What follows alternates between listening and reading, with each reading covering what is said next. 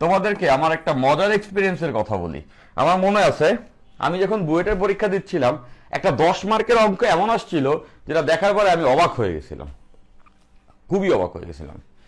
একটা 10 মার্কের অঙ্ক আমার বুয়েট পরীক্ষায়, মানে 2013 সালে।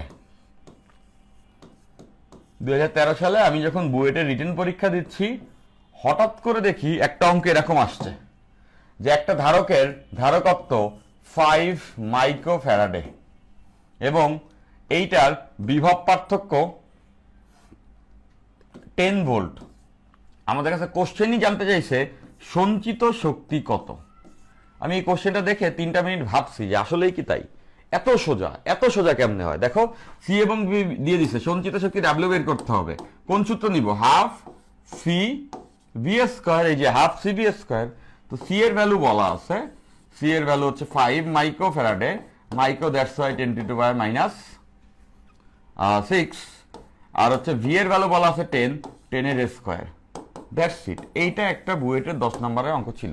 তো বুয়েটে কি সকল অঙ্ক কঠিন আসে? না, 2-1টা অঙ্ক এরকম সোজা আসে। তাই বলে সব অঙ্ক এরকম আসে না, 1-2টা অঙ্ক এরকম সোজা দেয় যে সবাই পরীক্ষা দিতে আসছে, কিছু না পাইলে যাবে কেমন দেখাবে। তো যাই হোক, তো এখান থেকে ডিরেক্টলি এরকম একটা অঙ্ক আমাদের অ্যাডমিশন পরীক্ষাতে আসছিল। আমরা এই সূত্রগুলো ইউজ করে বেশ কতগুলা চমৎকার জোস জোস কনসেপ্টের অঙ্ক এখনই সলভ করব। ঠিক আছে? একক কি? সঞ্চিত শক্তির একক তো খুবই সিম্পল ভাই। একক কি হওয়া উচিত? জুল। জুল জুল শক্তির একক কি? জুল। শক্তির একক জুল। ওকে, আচ্ছা।